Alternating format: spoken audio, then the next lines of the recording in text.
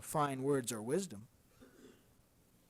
I resolved that while I was with you, I would think of nothing but Jesus Christ, Christ nailed to the cross.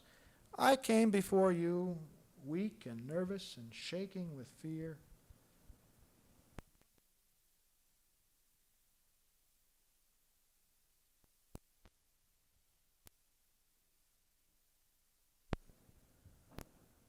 Build it on the deeds the Spirit does through me. And I'm convinced that the power of God which allowed Paul to build that kind of faith in those people was chiefly the power displayed in his apostolic gift of healing, which Luke does, in fact, accurately record.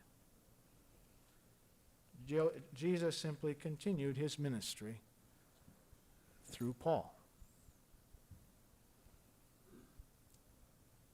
Luke, the beloved physician,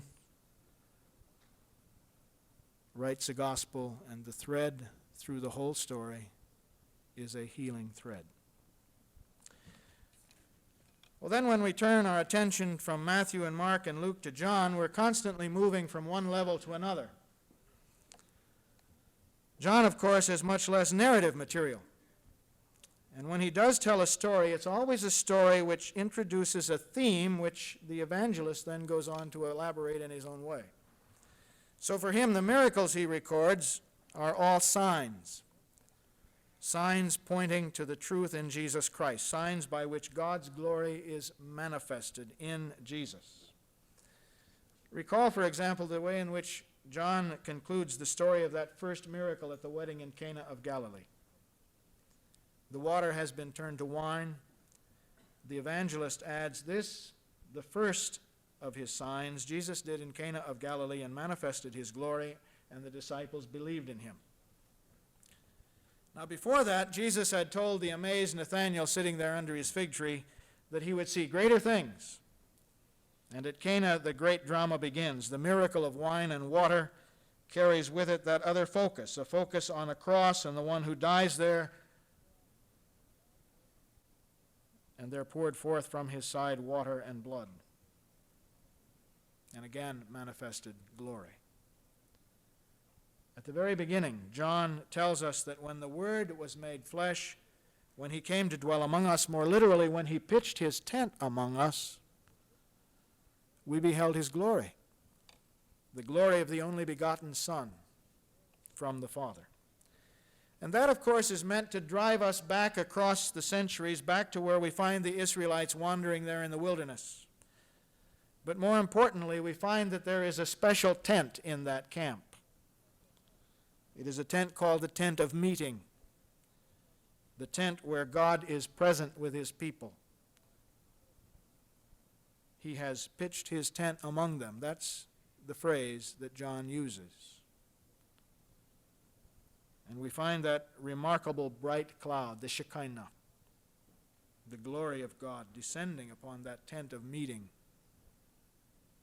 And still more, that tent of meeting manifests the glory of God precisely at the time of sacrifice. John is saying that the glory of God is supremely manifested in Jesus, the one John the Baptist points to and says, there is the Lamb of God. That is the Lamb of sacrifice. There is the sacrificial person, the Word of God, the one who pitched his tent among us. Once more. Now you might be wondering, what's that all got to do with healing? Well, primarily it illustrates the method which John uses as he deals with the miracles of our Lord. And whether he's changing water to wine or healing a sick person, the way St. John uses the story is much the same. And we need to understand that.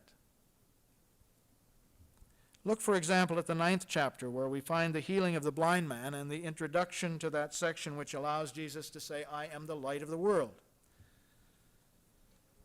Chapter 9, John's Gospel, the first 6 or 7 verses.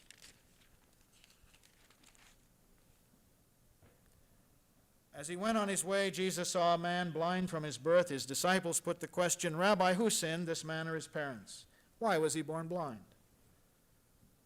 And Jesus answered, "It is not that this man nor his parents sinned. He was born blind so that God's power might be displayed in curing him. While daylight lasts, we must carry on the work of him who sent me. Night comes when no one can work. While I am in the world, I am the light of the world." And with these words he spat on the ground, made a paste with the spittle. He spread it on the man's eyes and said to him, "Go and wash in the pool of Siloam." And that name means sent. And the man went away and washed, and when he returned, he could see. Now there's a lot more to that story. It goes on through the end of the chapter with all kinds of disputes. But one important element in the story is quite clear, at least so it seems to me when you understand John's method. Jesus is not there simply concerned with the specific healing of a specific infirmity or restoring a particular function in a particular body. Rather, what Jesus is about is what he, the Word of God, was about in the beginning. What the Word did in the beginning, the Word is doing again now.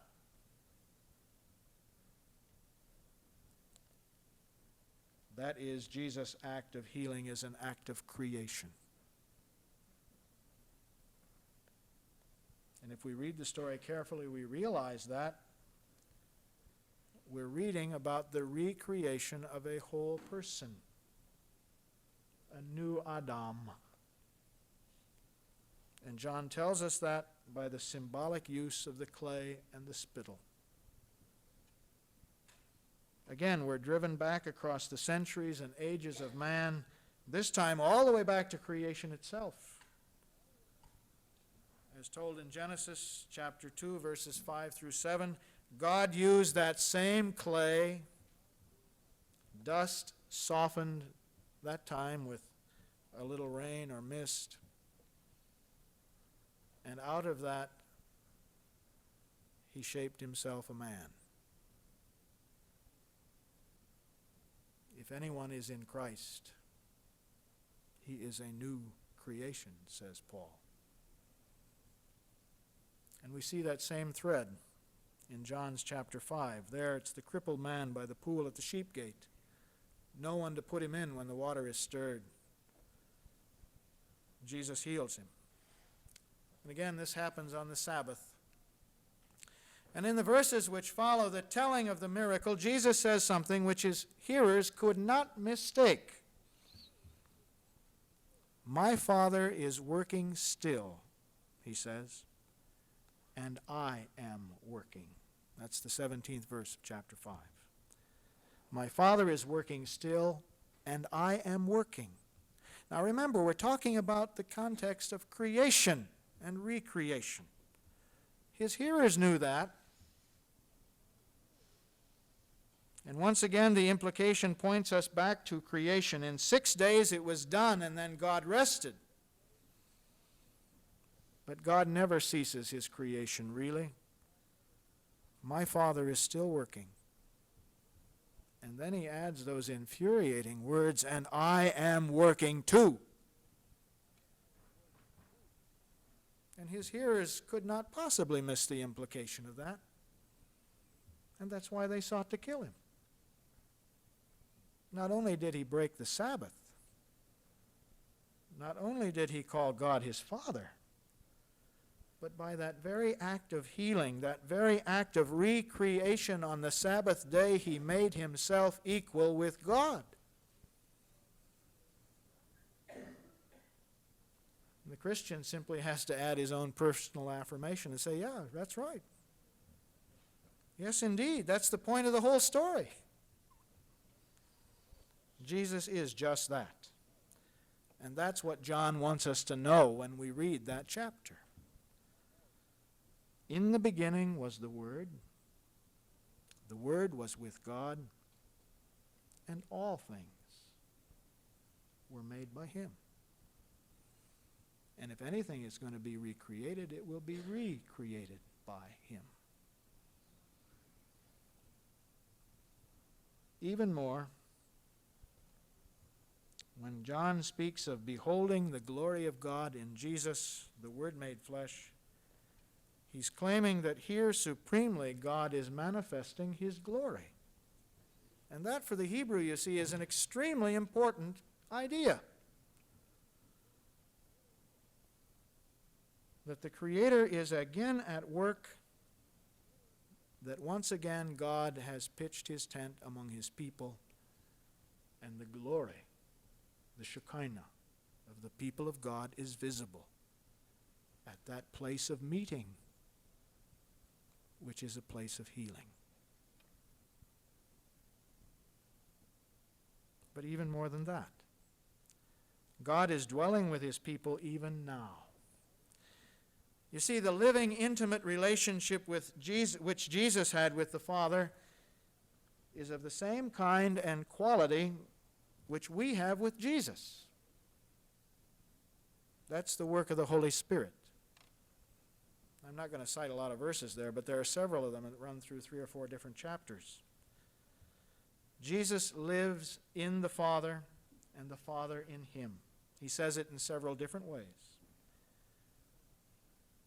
Just so we live in our risen, living Lord, and he lives in us.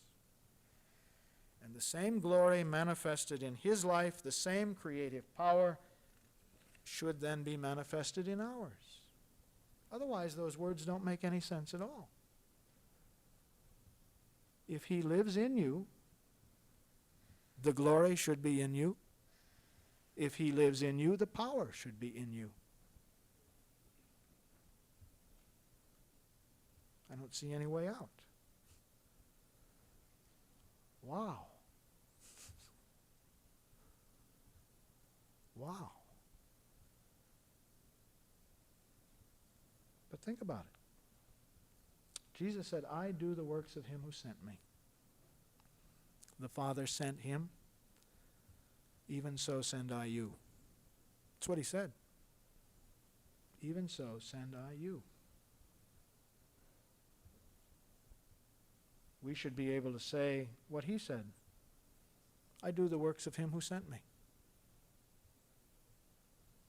The same glory, the same power in us, which was in him. Because he lives in us, as he lived in the Father. And insofar as we can and do say that, his glory and his creative power will indeed be manifested. Greater works than these shall you do, because I go to the Father. The implication of that, it seems to me, is exhortation, invitation. Come, share my glory. Come and share my power, my creative power. You see, you can't share his life without sharing his glory and his power. He lives in us and we live in him. He has pitched his tent with us. And if his glory is to be found anywhere, if his glory is to be manifested anywhere, it must be in us.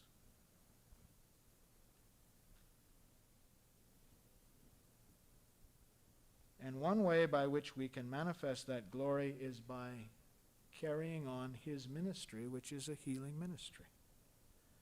The ministry of recreation in this world. By way of conclusion, I'd like to use 2 quite specific and telling passages of John's Gospel.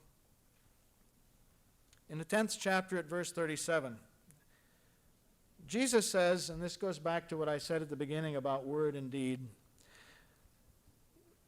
Chapter 10, verse 37, Jesus says, if I am not acting as my Father would act, then don't believe me.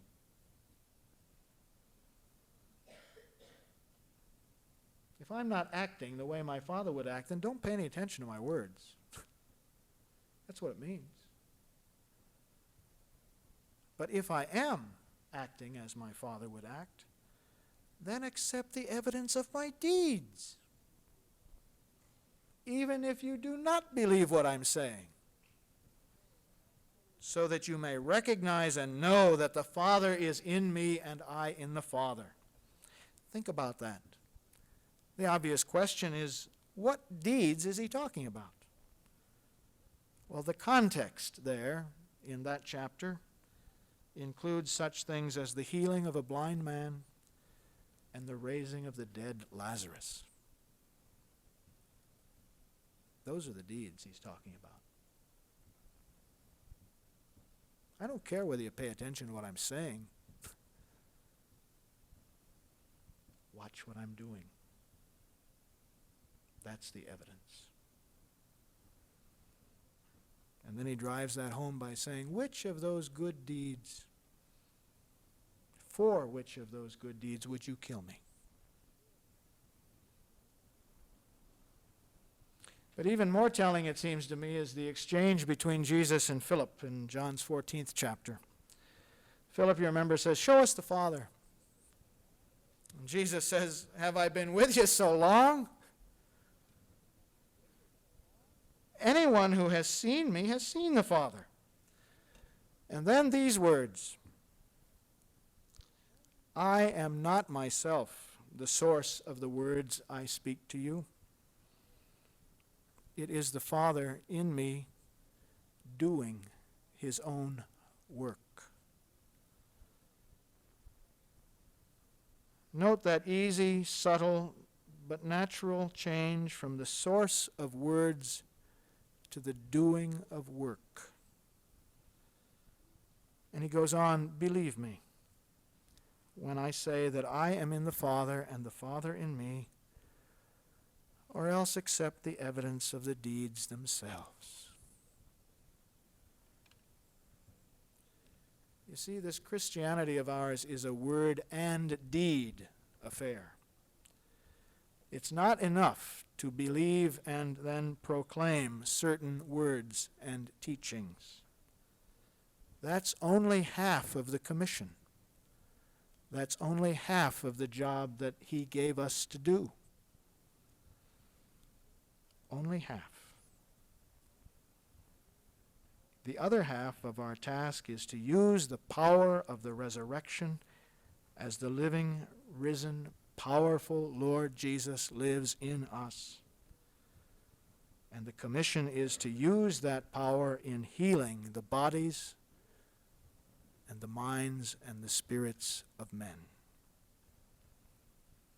The commission is always the same. Proclaim the gospel and heal the sick.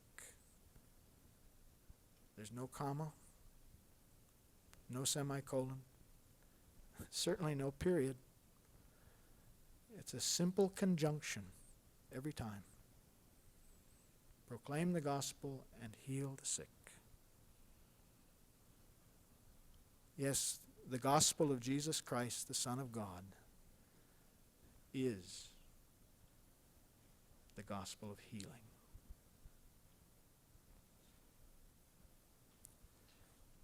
Thank you.